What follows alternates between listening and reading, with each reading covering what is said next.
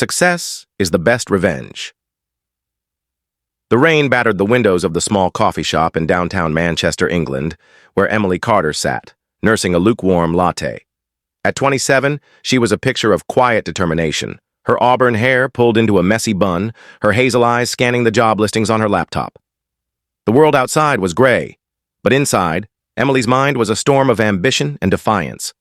She had a score to settle, not with a person, but with a past that had tried to define her.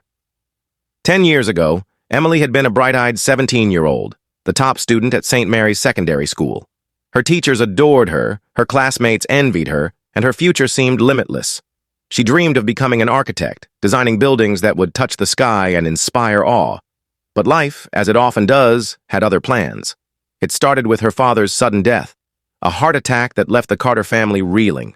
Emily's mother, Margaret, spiraled into depression, and their modest savings dwindled as medical bills and funeral costs piled up. Then came the betrayal. Emily's boyfriend, James Thornton, the golden boy of St. Mary's, dumped her at the worst possible time. "You're too much baggage now, Em," he'd said, his words cutting deeper than any knife. "I need someone who's going places." To make matters worse, James spread rumors about her, painting her as unstable and unreliable. The whispers followed her through the school halls, eroding her confidence. Her grades slipped, and her dreams of studying architecture at a prestigious university like Cambridge or UCL faded. Instead, she took a job at a local supermarket to support her mother, shelving her ambitions alongside canned goods and cleaning supplies. But Emily wasn't one to stay down forever. The sting of James's words and the weight of her circumstances fueled a quiet fire within her. She vowed to prove him, and everyone else, wrong. Success, she decided, would be her revenge. The spark Emily's laptop screen glowed with a job posting that caught her eye. Junior architectural assistant, Harper & Sons Design Studio. It was a small firm, not one of the flashy London giants, but it was a start. The requirements were modest: basic drafting skills, a portfolio, and a passion for design.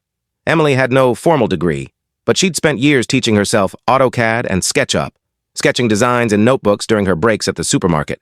Her portfolio was rough but heartfelt, filled with concepts for sustainable homes and community spaces. She hesitated, her finger hovering over the apply button. Doubt crept in, whispering that she wasn't good enough, that James's cruel words were true. But then she remembered his smug face, his careless dismissal.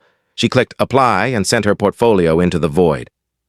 2 weeks later, Emily sat in the reception area of Harper & Sons, her palms sweaty and her heart racing. The office was a converted warehouse, all exposed brick and glass, with models of sleek buildings lining the shelves. She felt out of place in her second-hand blazer, but she held her head high. "Miss Carter?" A man in his 50s with salt and pepper hair and a kind smile extended his hand. "I'm David Harper, the founder. Your portfolio caught my eye." Emily shook his hand, trying to hide her surprise. "Thank you, Mr. Harper. I'm honored to be here." Over the next hour, David and his lead architect, Sarah Bennett, grilled her on her designs. They asked about her inspiration, her process, and her lack of formal education. Emily answered honestly, explaining how she'd taught herself through online tutorials and library books. She spoke passionately about her vision for affordable, eco-friendly housing that could transform communities like hers. David leaned back, studying her. "You've got raw talent, Emily. No degree, but a lot of heart.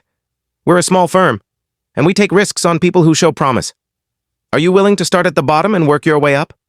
"Yes," Emily said without hesitation. "I'll do whatever it takes."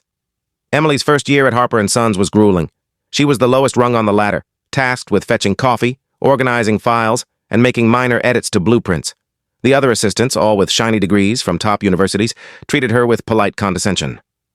"No degree, huh?" one of them, a smug graduate named Oliver, remarked one day. "Must be tough keeping up." Emily bit her tongue, channeling her frustration into her work. She stayed late, studying the firm's projects and offering suggestions when asked. Sarah, who became her mentor, noticed her dedication. "You've got an eye for detail," Sarah told her one evening as they reviewed a community center design. "Keep at it, and you'll go far." At home, things were no easier. Margaret's depression had improved, but she relied on Emily for emotional and financial support. The supermarket job was long gone, but Emily's modest salary barely covered their bills. Still, she saved every penny she could, dreaming of the day she'd afford her own place and a chance to study formally. One rainy evening, as Emily sketched a design for a modular home, her phone buzzed with a notification. It was an email from Saint.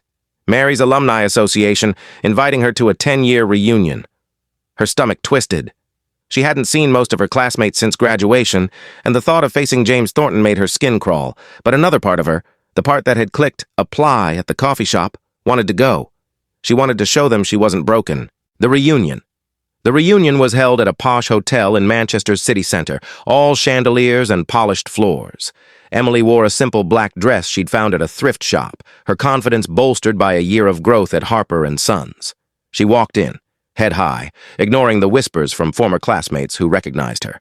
James Thornton was there, of course, looking every bit the successful lawyer he'd become. His tailored suit and easy charm drew a crowd, and his fiancée, a polished blonde named Victoria, clung to his arm. When he spotted Emily, his smile faltered for a fraction of a second before turning smug.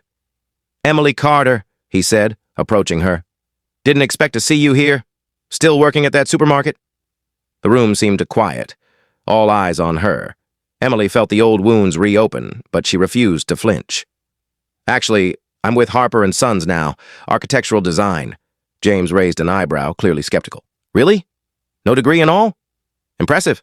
His tone dripped with condescension, and Victoria smirked. Emily's hands clenched, but she smiled. "It's a start. I'm working on some exciting projects. What about you? Still breaking hearts for a living?" A few people chuckled, and James's smile tightened. "I'm a partner at Thornton & Reed. We're doing quite well." "Good for you," Emily said, her voice steady. "Excuse me, I need a drink." As she walked away, she heard Victoria whisper, "She's delusional." Emily's resolve hardened. She didn't need their approval. She needed to keep climbing. The breakthrough back at Harper & Sons, Emily threw herself into her work. David announced a new project, a competition to design a sustainable community center for a low-income neighborhood.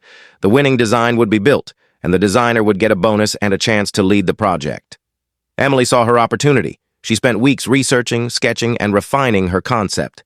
Her design was bold yet practical, a modular center with solar panels, rainwater harvesting, and flexible spaces for community events.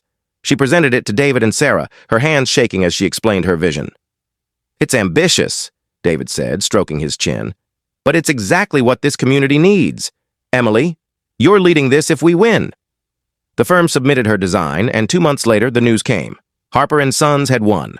Emily's design was praised for its innovation and empathy, and she was named the project lead. The bonus was enough to enroll in a part-time architecture course at a local university, a step toward her dream degree.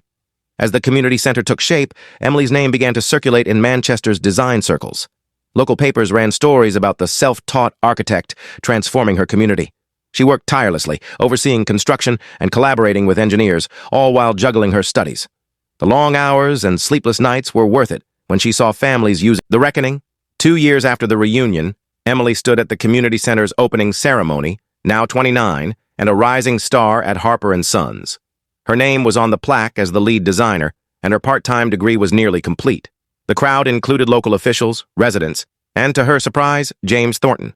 He approached her after her speech, his expression unreadable. "Emily, this is impressive," he said, gesturing to the building. "I didn't think you had it in you." She met his gaze, unflinching. "You never did. But I didn't do this for you, James. I did it for me."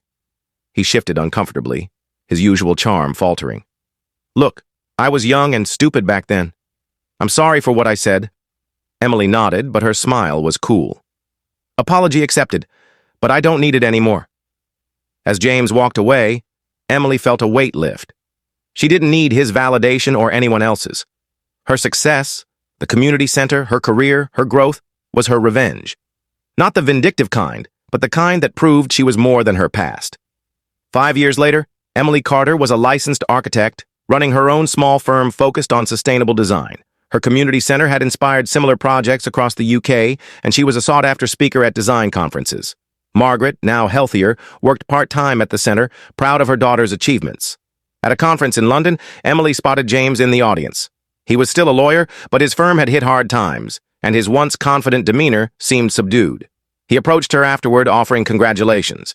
She thanked him politely and moved on, her focus on the future. Success, Emily knew, wasn't about outshining others. It was about building something meaningful, something that lasted. And in that, she had won.